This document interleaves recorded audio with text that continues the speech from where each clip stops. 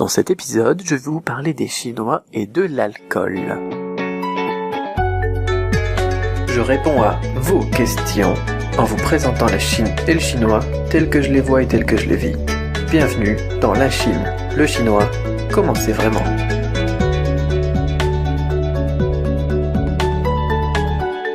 Bonjour, c'est Cédric Beau, auteur de la méthode Cramp, et bienvenue dans l'épisode 82 de la Chine, le chinois, comment c'est vraiment, hashtag LCLCCV. Aujourd'hui, j'ai une longue question de Nadine, qui m'a dit: bonjour Cédric, avant d'adhérer à la méthode Cramp, j'ai acheté un fascicule Démarrer le chinois, qui est d'ailleurs un complément intéressant à tes cours, et la leçon 8 qui a pour titre Boire un verre m'a interpellé. D'abord, elle parle d'alcool de serpent, de lézard ou de scorpion. Est-ce que tu y as goûté? À noter qu'en Bretagne, je suis bretonne, il y a longtemps, le chou chêne était un alcool avec du venin d'abeille. Ensuite, les repas d'affaires et les fêtes semblent très alcoolisés. Quelle est ton expérience? S'il faut accepter de boire de l'alcool pour être poli, comment évite-t-on de devenir alcoolique? Un homme qui ne boit pas d'alcool a-t-il la face? Les femmes boivent-elles de l'alcool? Comment est perçue une femme qui boit de l'alcool? Bravo pour la méthode Cramp. J'en suis à la leçon 8 et j'accroche bien. Les podcasts et Twitter, ta réactivité sur Twitter. Alors, Nadine, on va faire ça point par point, comme toutes les questions longues que l'on me pose.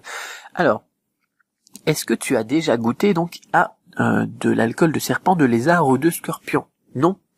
Non, j'ai déjà goûté des alcools dans lesquels on avait mis des choses plus étranges les unes que les autres, mais c'était généralement des plantes, des champignons, du ginseng ou des trucs comme ça. D'ailleurs, l'alcool de ginseng, je peux te dire, après on peut pas dormir.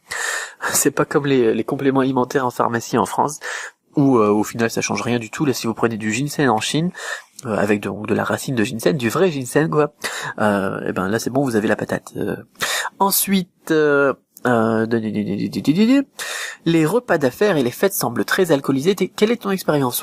Oui, les repas d'affaires et les fêtes sont très alcoolisés, effectivement, c'est de l'alcool donc de riz chinois, donc baijiu, l'alcool blanc qu'on appelle, qui est servi le plus généralement, même si on voit de plus en plus arriver du vin rouge. Et le problème de l'alcool de riz, c'est que c'est généralement donc du 45 à 59 degrés. Donc ça peut être difficile. Généralement la moyenne c'est à 53 degrés et donc bien ça va vite. Et il faut généralement accepter de boire de l'alcool pour être poli, pour donner de la face et en recevoir. Sauf, cas dans les genres, on a un problème, on a un ulcère d'estomac, on peut pas boire d'alcool. Là on l'explique, les gens ils vont pas vous forcer. Vous avez une condition religieuse qui vous force, qui vous interdit de boire de l'alcool. Alors là, les gens, s'ils le savent, quand vous leur dites, ils vont pas vous forcer à boire de l'alcool. Sinon, ils vont peut-être, vous dire, sauf si vous êtes quelqu'un avec beaucoup de face, qui dit non, je bois plus d'alcool, j'ai arrêté l'alcool. Sinon, les gens, effectivement, ils vont vous inviter à boire de l'alcool. C'est lisez pour ça, parce que là, il y a mieux pour ça que moi. Jérôme Berny, j'en parle de temps en temps. C'est Réussir en Chine grâce au cercle d'amis, il est pas mal aussi son bouquin il en parle donc de tout ça, de trinquer avec les Chinois et tout ça. C'est pas mal expliqué, voilà, c'est bien imagé et ça représente bien la chose au niveau donc interculturalité. C'est un bon complément et ça évite que je le dise la même chose en peut-être moins bien, parce que moi j'aime pas trop ces choses-là moi je suis plutôt du genre à dire je ne bois pas d'alcool et j'arrête l'alcool. D'ailleurs moi je bois plus d'alcool, donc c'est un petit peu difficile quand je refuse. Parfois il y a des gens qui se mettent en colère ou il y a des problèmes, mais bon, j'ai de la chance d'avoir quand même pas mal de face en tant qu'étranger qui parle chinois dans une région où il n'y a pas beaucoup d'étrangers, et encore moins d'étrangers qui parlent chinois d'ailleurs, et d'avoir un boulot pas trop mal, donc notamment dans l'import. Et une famille plutôt donc qui m'aide, on va dire, dans mes choix de pas boire de l'alcool, qui sont très compréhensifs, très ouverts. Donc je suis pas le cas typique, voilà, de l'homme d'affaires ou bien alors de l'étranger qui arrive comme ça pour participer à un repas de famille, de la belle famille et tout ça. Moi je suis un peu bizarre, on va dire, comme gars. Donc j'aurais du mal à répondre à ta question maintenant avec mon expérience. Peut-être il y a quelques années, mais maintenant je vois plus les choses de la même manière. Voilà.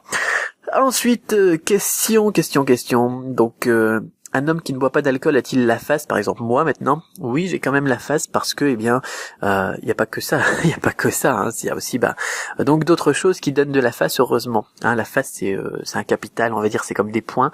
On a des choses qui en donnent, des choses qui en font perdre, et j'en gagne quand même plus que j'en perds. Ensuite, les femmes boivent-elles de l'alcool? Généralement non. Et après, bon, ça dépend. Parfois, on a des femmes qui ont un passé plutôt, j'ai eu l'occasion d'en rencontrer, j'en ai peut-être déjà parlé, qui ont un passé plutôt actifs, par exemple, qui ont fait de la prison, ou bien qui ont travaillé avec des gens qui étaient qui ont fait la guerre, ou qui étaient dans les renseignements, enfin bon, des trucs comme ça, et qui ont une expérience comme ça, une histoire, et parfois on en voit qui boivent de l'alcool et qui fument.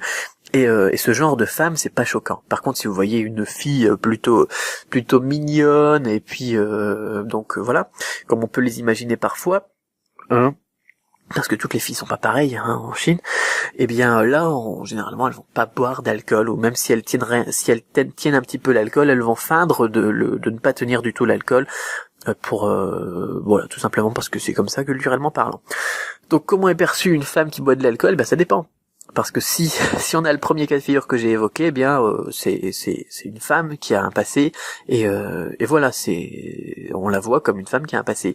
Si par contre on a une fille plus jeune qui boit de l'alcool, plus mignonne et sans passé, qui justifierait, on va dire, le fait qu'elle boive de l'alcool, c'est plutôt mal vu. Ça fait un petit peu comment est-ce qu'on va dire ça, enfin une fille pas bien, quoi.